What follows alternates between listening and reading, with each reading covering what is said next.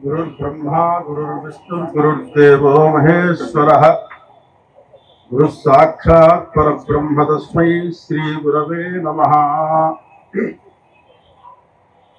परमेष्ठि गुरोरूपं गृहीत्वा भूत्परो गुरुः ततो वाप्य गुरोरूपं श्रियानन्दो गुरुर्मम।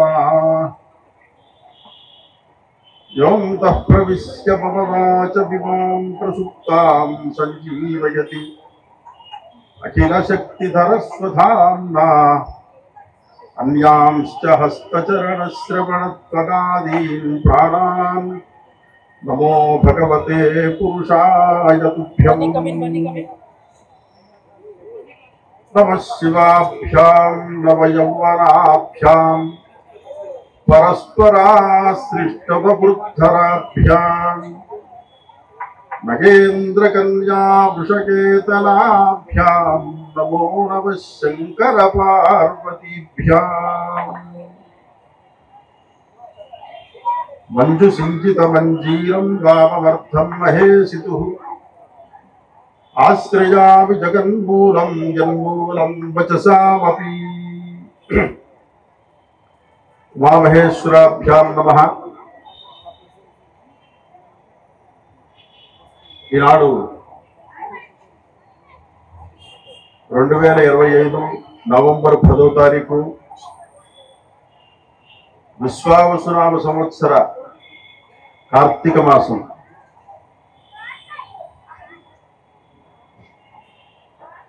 ఈ సందర్భంగా భాగ్యనగరంలో ప్రగతి నగర్ బ్రతుకమ్మ ఘాట్ ప్రాంగణంలో శ్రీ శుభంకరి పీఠ దేవస్థాన వ్యవస్థాపకులు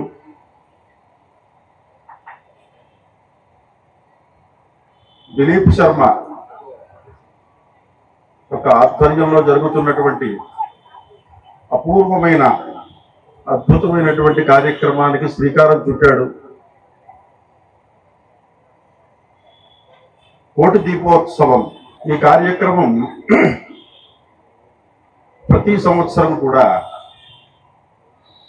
ప్రతి కార్తీక మాసంలో దినదినాభివృద్ధిగా ఈ విధంగా జరిపించాలని, తద్వారా అందరూ తరించాలని పరమేశ్వరుని ప్రార్థిస్తున్నాం. కారణం ఏంటంటే పరమ పవిత్రమైనటువంటి ఈ మాసం శివకేశవాత్మకమైనటువంటిది, శివశక్త్యాత్మకమైనటువంటిది కూడా.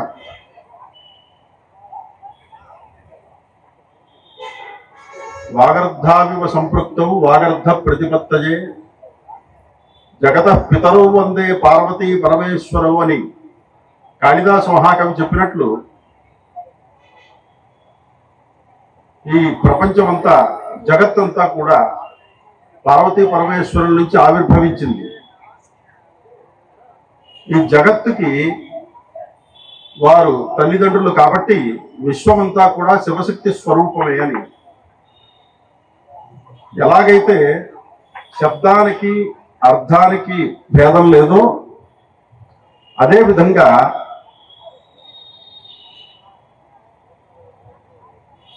ప్రకాశావర్షహస్తాభ్యాం అని ఆగమశాస్త్రం చెప్తున్న ప్రకారం ప్రకాశము అంటే పరమేశ్వరుడు, విమర్శ అంటే అమ్మవారు పరాశక్తి. కంటికి కనబడుతున్నటువంటిది, నడిపించేది, కంటికి కనబడుతోంది, నడిచేది, కదిలేటువంటి ప్రపంచమంతా కూడా అమ్మవారి యొక్క స్వరూపం అయితే, ప్రకృతి అయితే, కంటికి కనపడకుండా నడిపించేటువంటి చైతన్యం శివ చైతన్యం. నడిపించేవాడు పురుషుడు, నడిచేటువంటిది ప్రకృతి. అంచేత ప్రకృతి పురుషాత్మకం జగత్తు అన్నారు.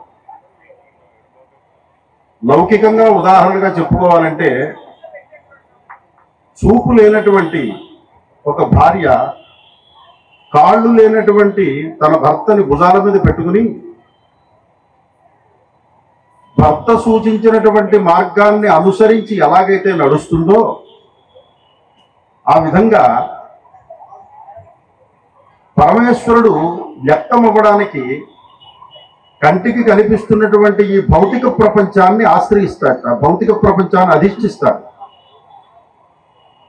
ఆ ప్రకృతికి ఈ భౌతిక ప్రపంచం ధరించడానికి, ఈ స్వరూపాన్ని ధరించడానికి ఆ పరమేశ్వరుడు యొక్క సంకల్పమే కారణమవుతుంది. ఈ రకంగా శివశక్తులకి జగత్తుకి అభేదం చెప్తున్నారు. ప్రకృతి పురుషుల యొక్క ఈ విశ్వ ప్రణాళికను మనం చాలా జాగ్రత్తగా అర్థం చేసుకోవాలి. తేజోరూపుడైనటువంటి ఆ పరమేశ్వరుడు సమస్త బ్రహ్మాండాన్ని అనేక దేహాలతో వ్యాపించి ఉన్నట్ట మహర్షులు స్తోత్రం చేస్తున్నారు. బ్రహ్మాండ వ్యాప్త దేహా, బ్రహ్మాండాన్ని వ్యాపించినటువంటి దేహములు.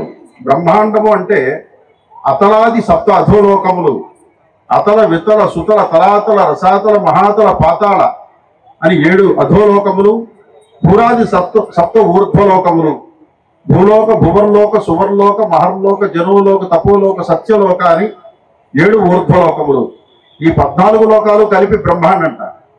ఈ బ్రహ్మాండం అంతటినీ కూడా వ్యాపించినటువంటి శరీరాలట. ఎలా ఉన్నాయి అవి? భసిత హిమరుచా భాసమానా, విభూతి లేపనము చేత హిమవత్ పర్వతములాగా తెల్లగా ప్రకాశిస్తున్నటువంటి శరీరాలట. ఇంకా ఎలా ఉన్నాయి? భుజంగై భాసమానా భుజంగై, సర్పముల చేత, సర్పములే ఆభరణలుగా కలిగినటువంటి శరీరాలతోటి ప్రకాశిస్తున్నట్ట. సర్పములంటే మామూలు సర్పాలు కావవి. సర్పకుల జాతులు 70 రకాలు చెప్తారు శాస్త్రంలో.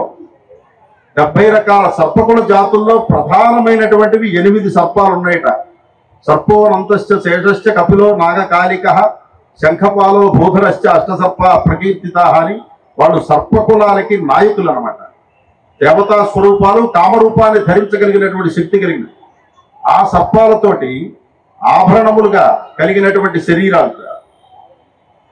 ఇంకా కంఠే కాలాహ, దేవదానవులు క్షీరసాగరాన్ని అమృతం కొరకు మధించినప్పుడు మొదటగా ఏర్పడినటువంటి హాలాహలం ఏదైతే ఉన్నదో ఆ హాలాహలం యొక్క గాలి సోకినా ప్రపంచం అంతా నశిస్తుందని, ప్రాణులందరూ నశిస్తారు అనేటువంటి లోకానుగ్రహ కాంక్షతోటి పరమేశ్వరుడు ఆ కాలకూట విషయాన్ని తన కంఠాల యందు ధరించాట.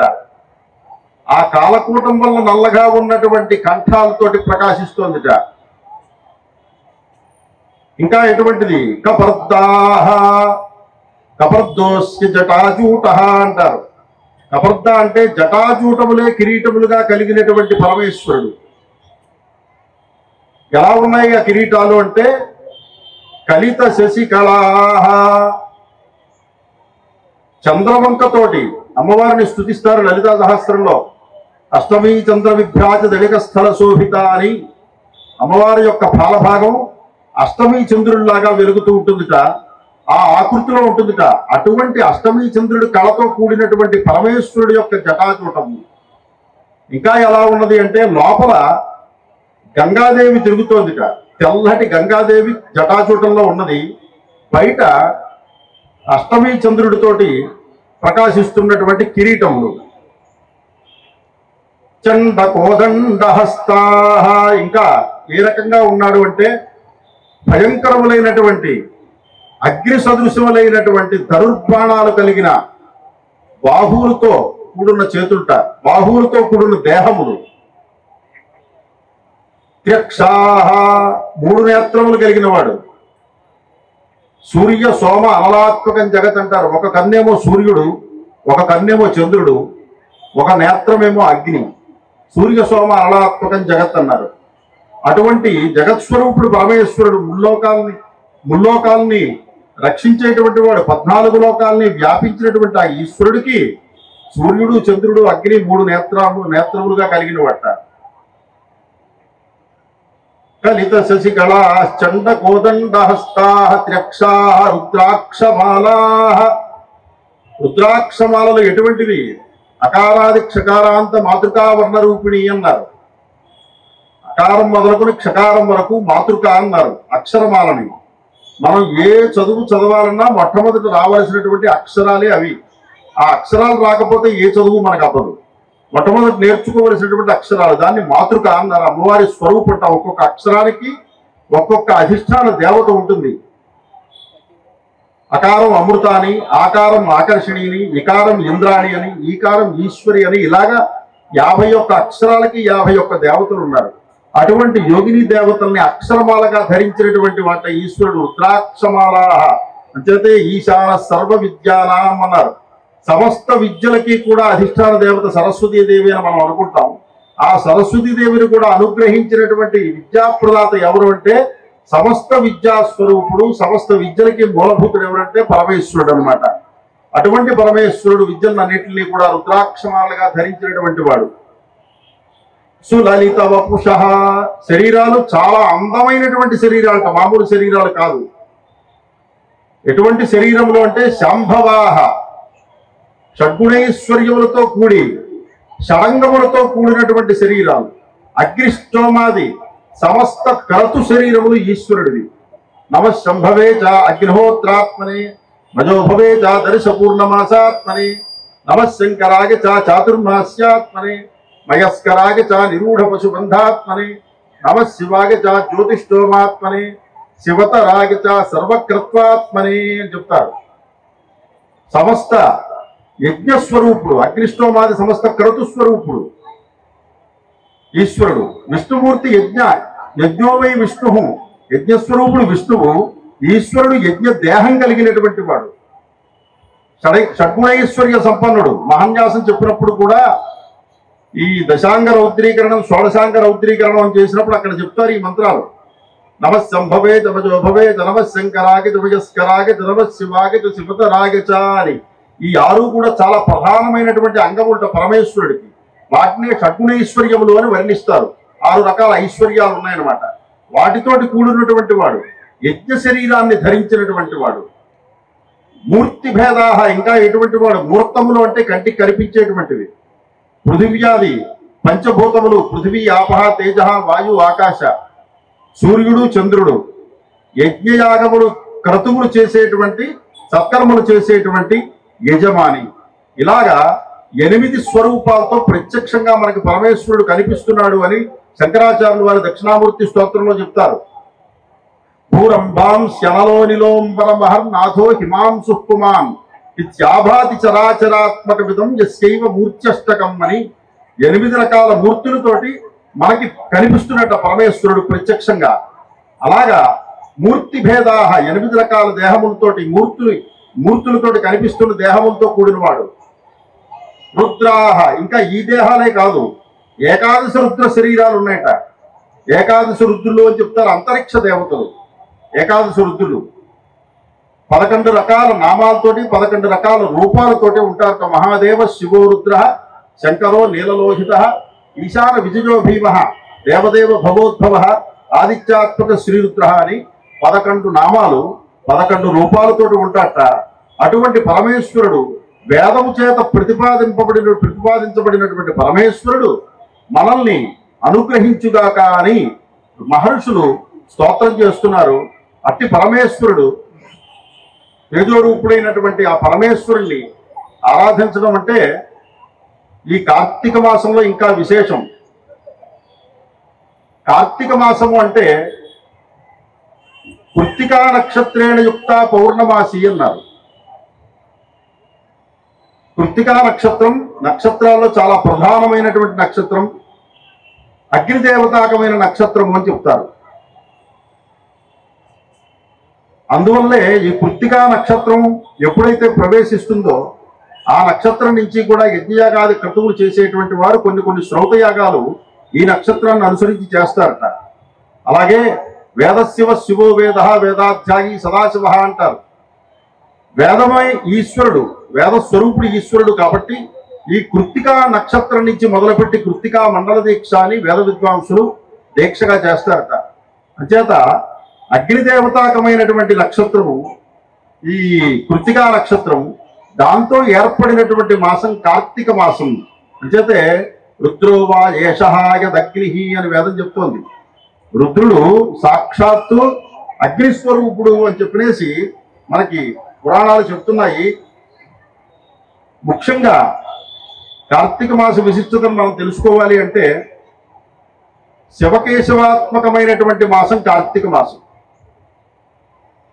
ఈ కార్తీక మాసం అంటే ఊర్జో మాసం అంటారు వేదంలో. ఊర్జస్సు అంటే శక్తి. మనకి సప్తధాతువులను శరీరంలో ఉంటాయి. అస్థిధాతువు, మజ్జాధాతువు, మేధోధాతువు, మాంసధాతువు, రక్తధాతువు, శుక్రధాతువు, ఈ రకంగా సప్తధాతువులను మన శరీరంలో ఉంటాయి. అటువంటి ధాతువులు మనలో చక్కగా సుస్థిరంగా ఉన్నంతకాలం కూడా శరీరం చక్కగా నడుస్తుంది. అంటే ఈ శరీరాన్ని నడిపించేటువంటివి ధాతువులు అనమాట. ఆ ధాతువులన్నిటికీ కూడా శక్తినిచ్చేటువంటిది ఏమిటంటే శక్తి. శక్తి అన్నారు, ఇంకా దానికి వర్ణం లేదు. అటువంటి శక్తి ఎవరు అంటే ఊర్జ అన్నారు వేదంలో. ఊర్జో మాసము అంటే ఈ మాసంలో మనం ఏ క్రతువు చేసినా, ఏ సత్కర్మను ఆచరించినా శారీరకంగా కానీ, మానసికంగా కానీ, ఆధ్యాత్మికంగా కానీ అపారమైనటువంటి శక్తిని ఇస్తుంది. అంచేతే ఇషమాసము ఊర్జో మాసము అన్నారు. ఇషశ్చ ఊర్జశ్చ శారదారుతు అన్నారు వేదంలో. ఇషమాసము అంటే అది రోగాల్ని కలిగించేటువంటి మాసం, క్రిముల్ని తయారు చేస్తుంది. వర్షకాలం వెళ్ళిన తర్వాత వచ్చేటువంటి మాసం ఆశ్వీజ మాసం. అప్పుడు రోగాలు వస్తాయిట. అందువల్ల అమ్మవారు శరదృతువు కాబట్టి శారదా నవరాత్రులు అని మొట్టమొదటిలో చేస్తారు. అక్కడి నుంచి కూడా ఈ ఆరాధనలు విశేషంగా జరుగుతాయి. ఆ తర్వాత వచ్చేటువంటి మాసం ఏమిటి అంటే ఊర్జో మాసం. ఈ మాసంలో భగవద్ ఆరాధన చేయడం వల్ల మనకి శారీరకమైనటువంటి, మానసికమైనటువంటి శక్తి వస్తుంది అని. అంతేకాదు శివకేశవ దీక్ష అని చెప్పారు ధర్మశాస్త్రంలో. ఈ మాసంలో ఎవరైతే శివదీక్ష, విష్ణు దీక్ష విశేషంగా చేస్తారో, అంటే ప్రాతకాలంలో విష్ణువారాధన చెయ్యాలి, నారాయణ అష్టాక్షరి జపం చెయ్యాలి, విష్ణు సహస్రనామ స్తోత్ర పారాయణ చెయ్యాలి. ప్రదోష కాలంలో ఉపవాసం ఉండి అభిషేకం చెయ్యాలి, శివపంచాక్షరి జపం చెయ్యాలి. ఈ రకంగా శివకేశవ దీక్షను ఎవరైతే చేస్తారో కార్తికేతు కృతాదీక్ష నృణాం జన్మ విమోచని అని నారద పురాణంలో ఉన్నది.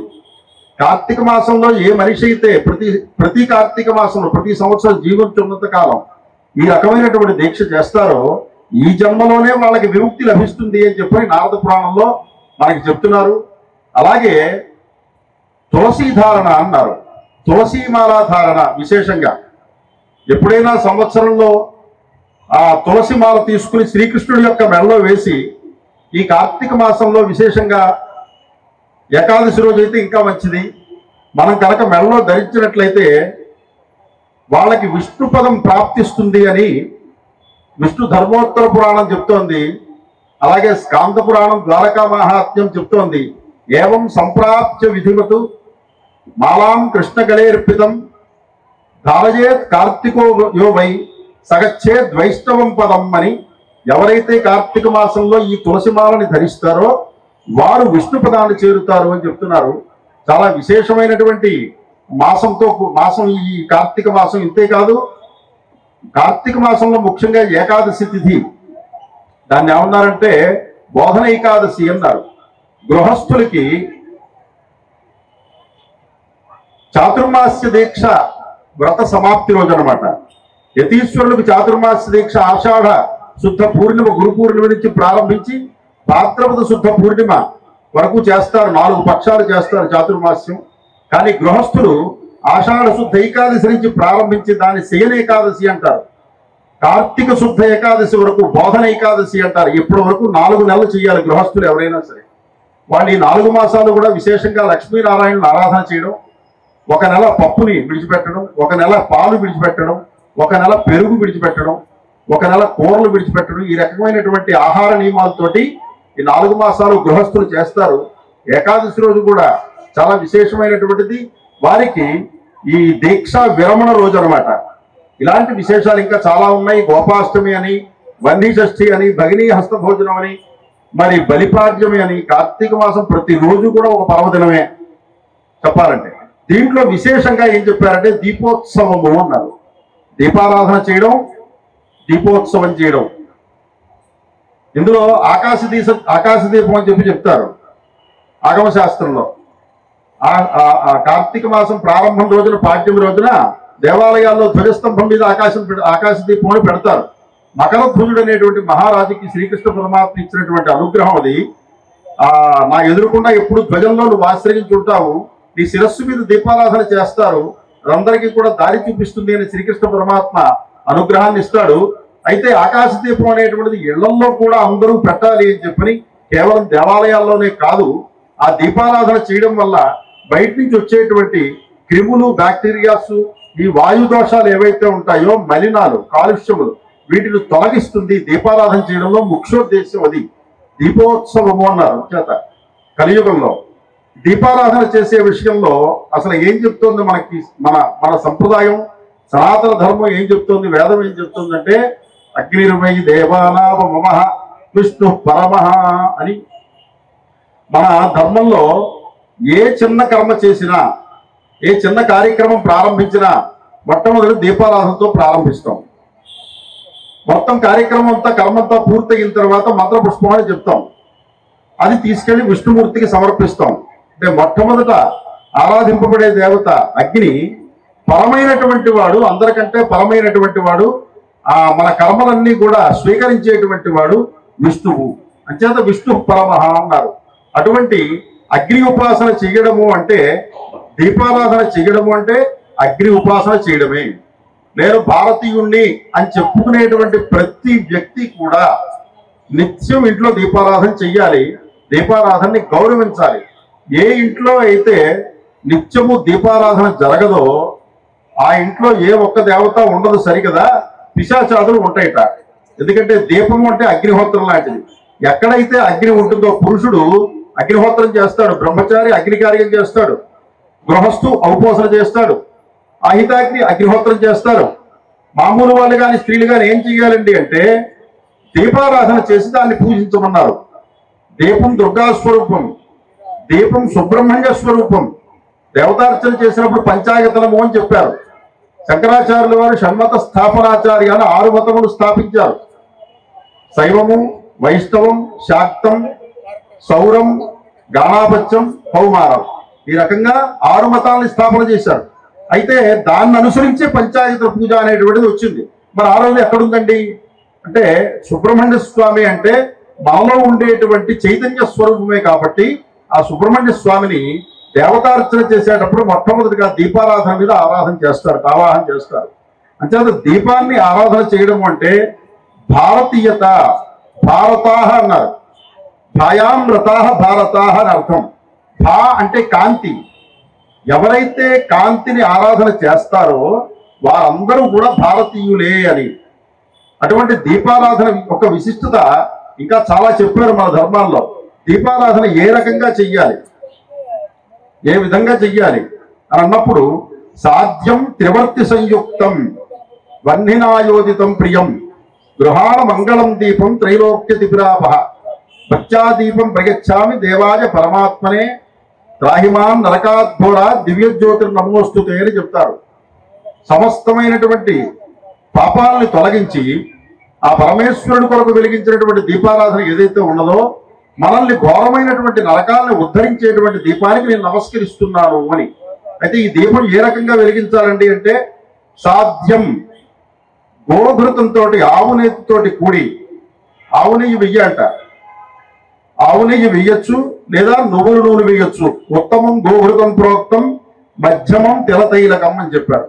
ఆవు నెయ్యి వేయడం వల్ల ఏమవుతుందంటే ఆయుర్దాయం పెరుగుతుంది, ప్రాణశక్తి పుడుతుంది, ఆక్సిజన్ పుడుతుంది. దానివల్ల వేదం చెప్తుంది ఆయుర్ఘృతం అంటుంది. ఘృతం అంటేనే ఆయుర్దాయంట. అంచేత అటువంటి గోఘృతాన్ని వేసి, మరి నువ్వుల నూనె వేస్తే ప్రయోజనం ఏమిటంటే అపమృత్యు దోషాలను తొలగిస్తుంది నువ్వుల నూనె. అపమృత్యు దోషాలను తొలగించాలి అంటే నువ్వుల నూనెతో దీపారాధన చెయ్యాలి. ఆయుర్దాయాన్ని పెంచుకోవాలి అంటే ఆవు నెయ్యితో దీపారాధన చెయ్యాలి. ఇక మిగిలినటువంటి విప్ప నూనె కానీ ఏరండ తైలం గారపు నూనె కానీ ఆముదం కానీ ఇవన్నీ కూడా ఆచారిక ప్రక్రియలకు ఉపయోగిస్తారు, ఇళ్లలో చేసేది కాదు. అంచేత అటువంటి ఆజ్యంతో కూడిన 3 ఒత్తులు వేయాలి. త్రివర్తి సంయుక్తం 3 ఒత్తులు ఏమిటండి అంటే ఈ దీపానికి మనకి చాలా దగ్గర సంబంధం ఉంది. మన శరీరం స్థూల శరీరం అన్నారు. స్థూల శరీరం కంటికి కనిపించేటువంటిది భౌతికమైంది.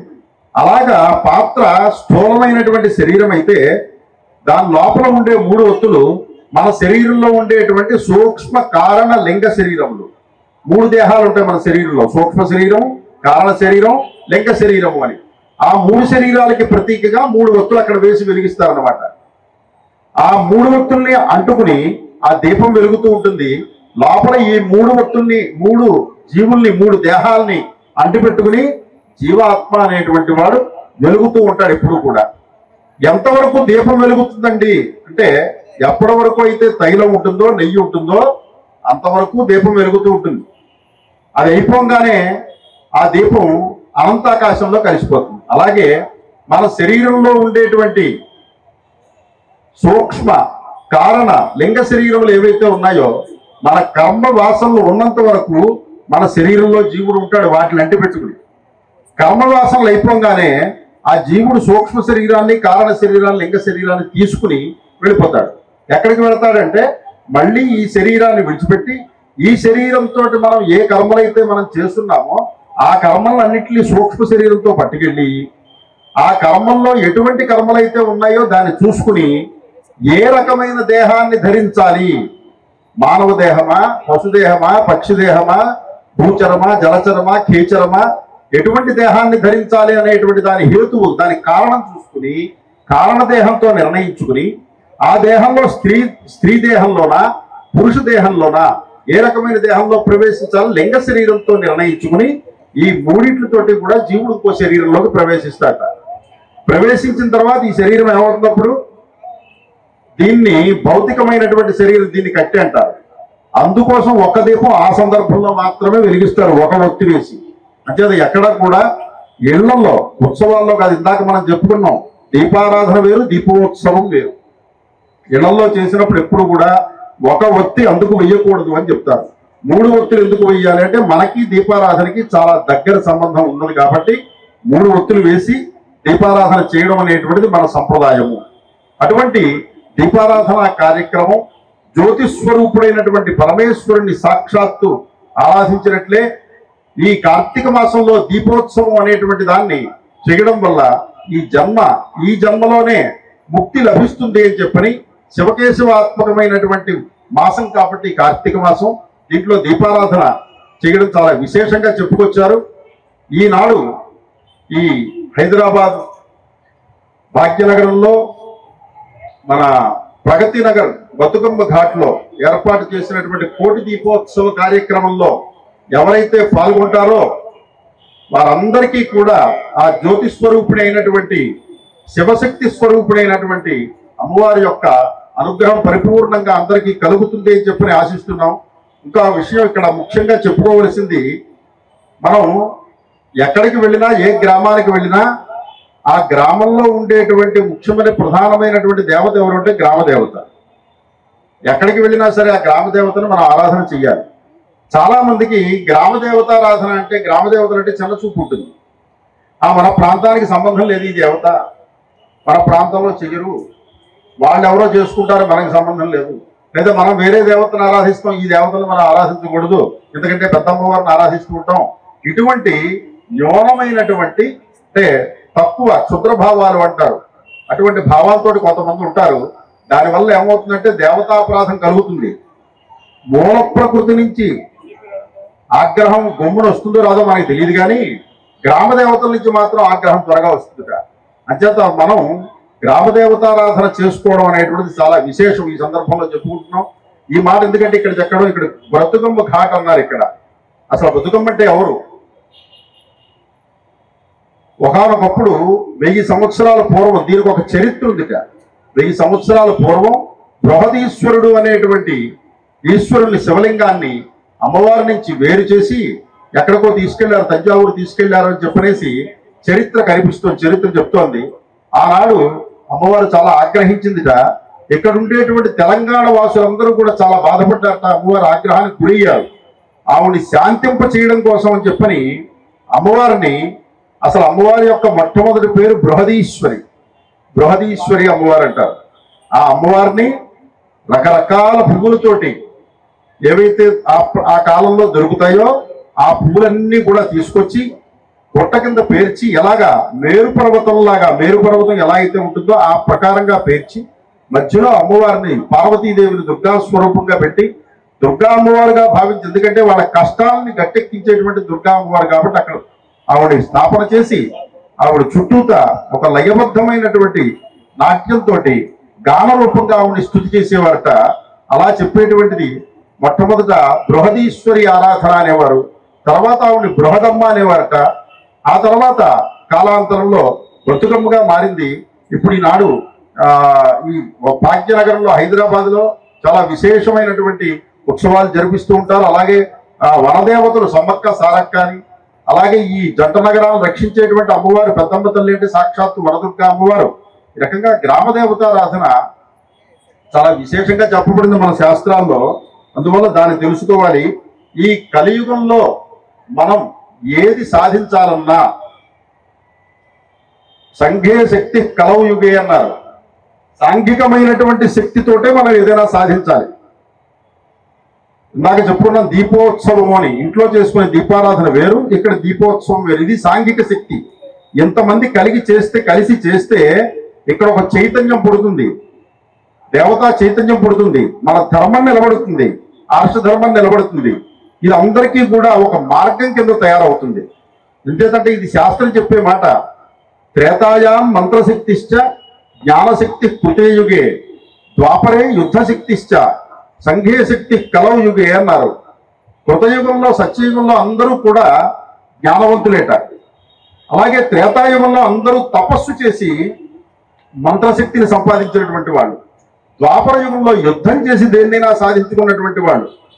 కలియుగంలో దేన్నైనా సరే మనం సాంఘిక శక్తితోటి మనం ఒక అనుగ్రహాన్ని కానీ, లోకక్షేమాన్ని కానీ, మన ధర్మాన్ని కానీ మనం నిలబెట్టుకోవాలి.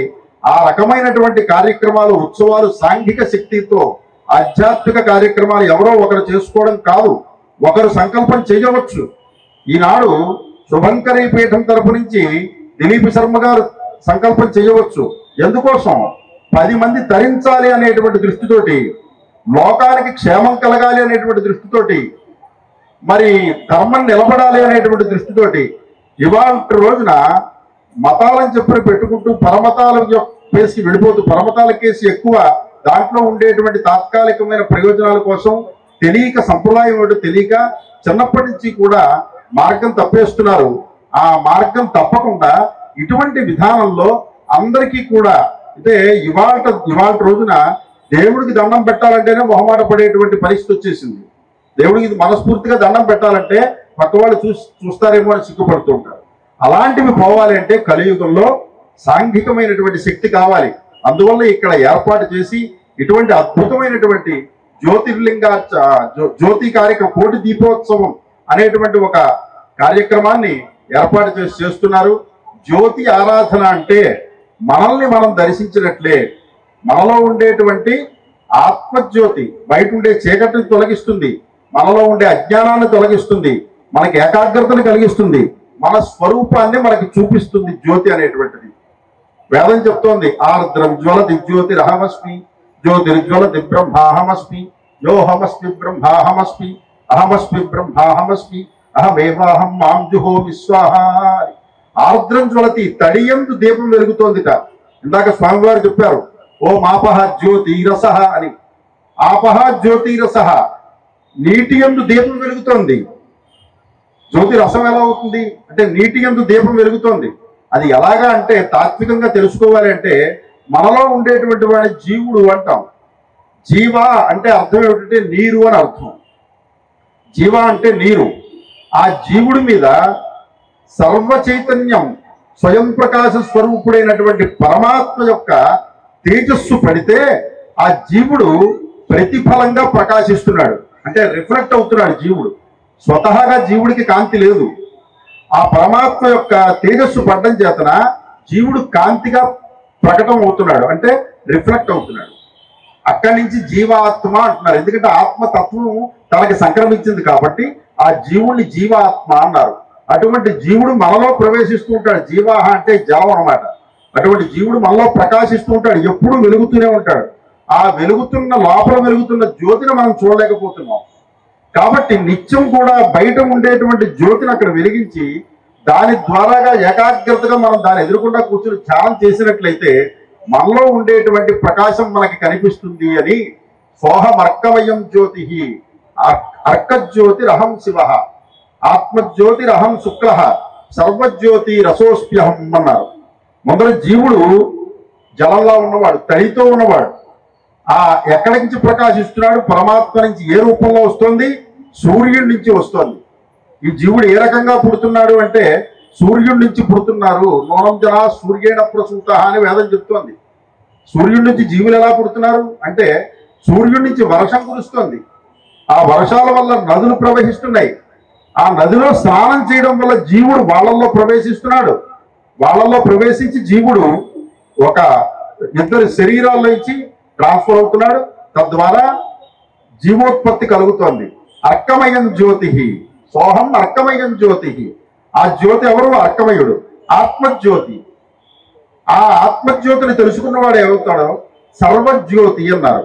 ఆ పరమాత్మ స్వరూపాన్ని ఈ ఆత్మజ్యోతిని దర్శించిన వాడు ఆ రూపాన్ని పొందుతున్నాడు అని.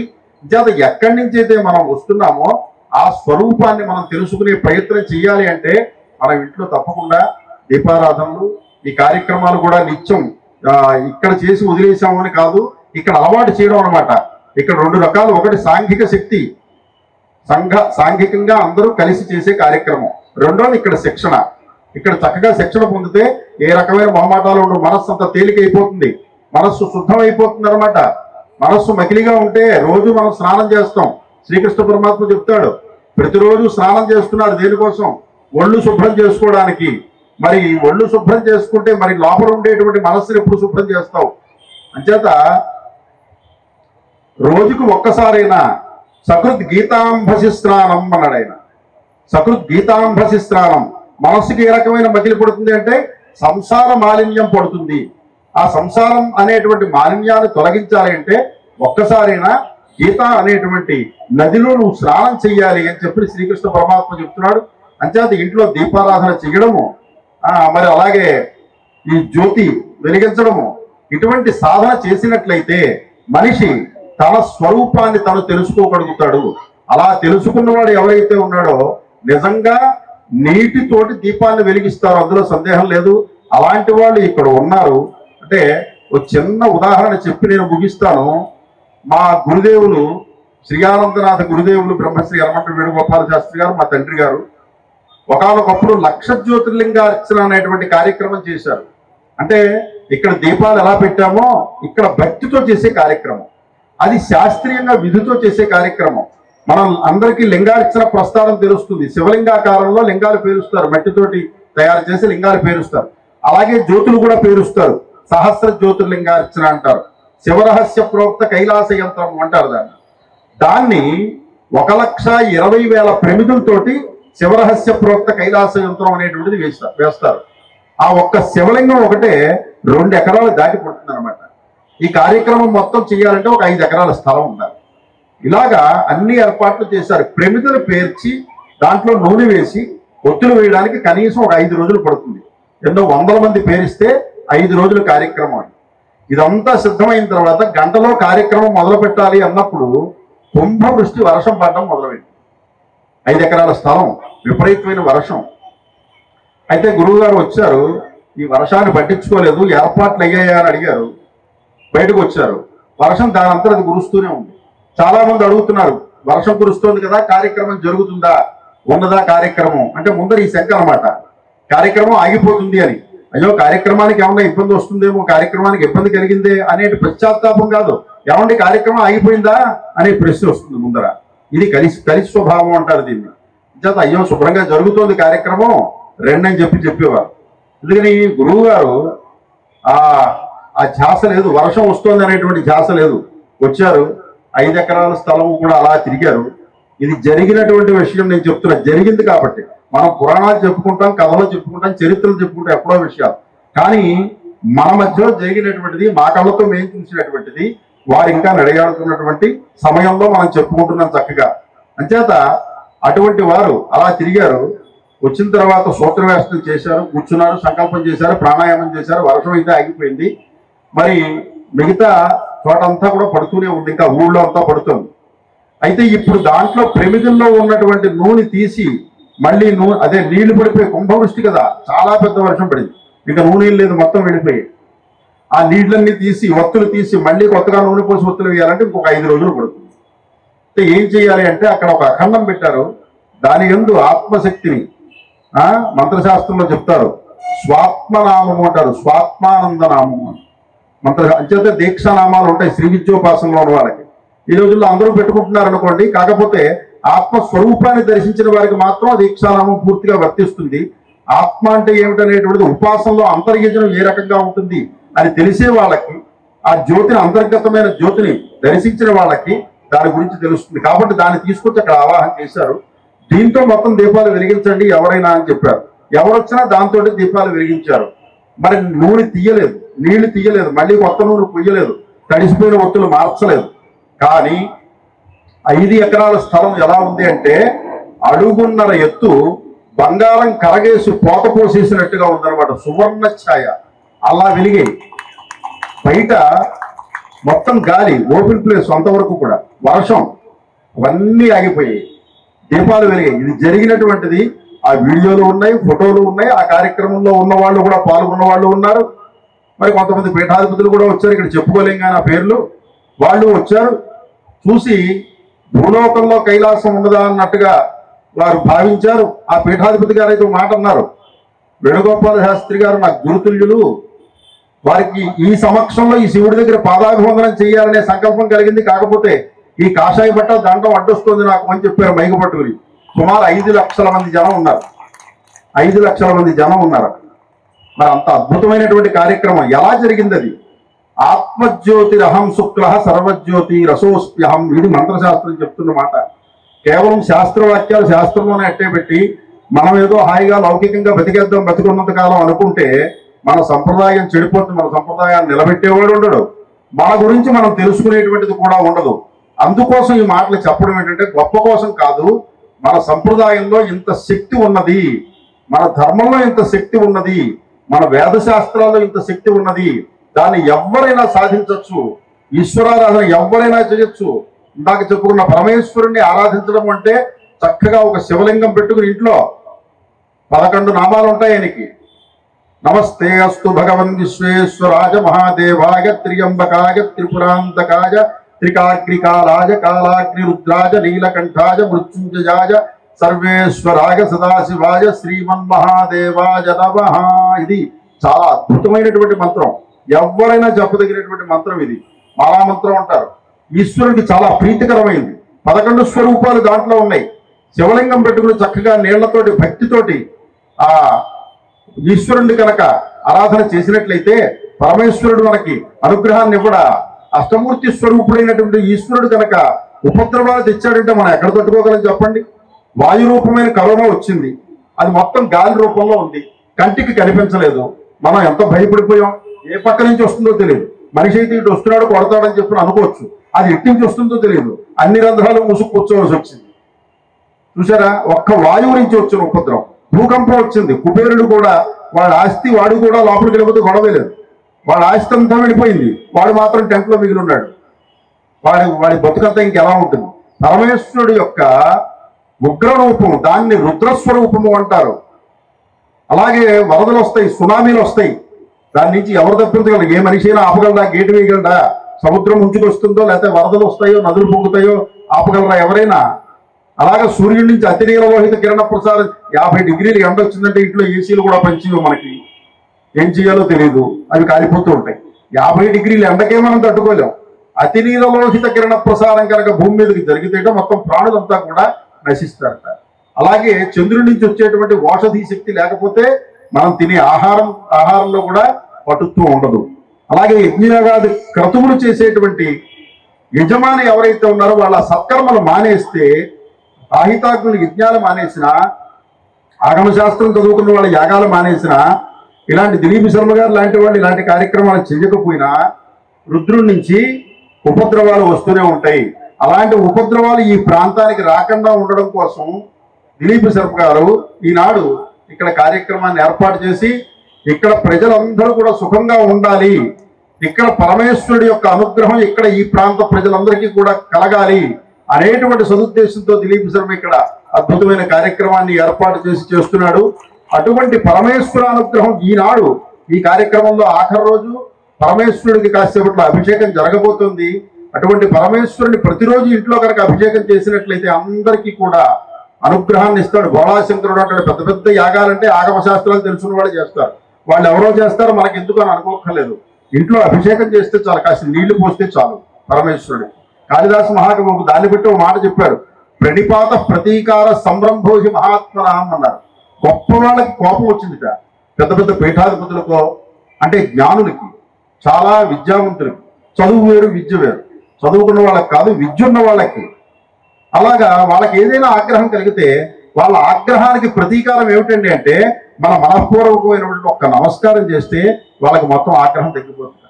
అలాగా పరమేశ్వరుడి యొక్క అనుగ్రహం మనకు కావాలి అంటే చక్కగా కాసిన నీళ్లు తీసుకుని భక్తిపూర్వకంగా ఈశ్వరుడికి ప్రతిరోజు కనుక అభిషేకించినట్లయితే మనకి ఏ రోగాలు రానికుండా చేస్తాడు, అష్టైశ్వర్యాలు వచ్చేటట్టుగా చేస్తాడు. సమస్త విద్యల్ని కూడా ఆది గురువు అయిన సమస్త విద్యల్ని మనకి ఇస్తాడు, లోకోపద్రవ శాంతిని తగ్గిస్తాడు. ఇటువంటి విశేషాలన్నీ కూడా ఈశ్వరారాధనలో ఉన్నాయి. ఈ కార్తీక మాసంలో ఈ విశేషాలన్నీ కూడా ఉన్నాయి. అటువంటి జ్యోతిస్వరూపాన్ని అందరూ కూడా తెలుసుకోవాలనేటువంటి దృష్టితోటి మన శాస్త్రాలు మనకు నేర్పుతున్నాయి. నేటి రోజున ఈ కార్యక్రమం ఏమీ ఆశించకుండా చక్కగా అద్భుతంగా లోకక్షేమం కోసం చేస్తున్నటువంటి ఈ కార్యక్రమంలో మీరు కూడా వచ్చి ఇక్కడ మాకు చెప్పి మాట్లాడేటువంటి అవకాశం మాకు ఇచ్చి మీరు రావాలని నేను చెప్పిన ఒక ఆశీర్వదించాలని చెప్పిన మా శిష్యుడు దిలీప్ శర్మ కోరడం మాకు చాలా ఆనందం కలిగించింది. ఇక్కడ ఈ రకంగా మీ అందరితోటి కూడా ఎదురుకుండా కూర్చొని మాట్లాడడం, ఈ అవకాశం ఇచ్చినందుకు అతనికి శుభంకరి పీఠ కార్యవర్గ సభ్యులకు కానీ ఇక్కడ కూర్చున్న ప్రజలకు కానీ ముఖ్యంగా మా దిలీప్ శర్మకు శుభాభినందనలు తెలియజేస్తున్నాం, ధన్యవాదాలు తెలియజేస్తూ ఇక్కడతోటి ఈ ప్రసంగాన్ని ముగిస్తున్నాం. హర నమః పార్వతీపతయే హర హర మహాదేవ హర. అందరూ హర హర మహాదేవ హర గట్టిగా చెప్పాలి. ఇందాక అనుకున్నాం ఈ రకమైన మొహమాటం పోవడానికి ఇటువంటి కార్యక్రమాలు పోవాలి.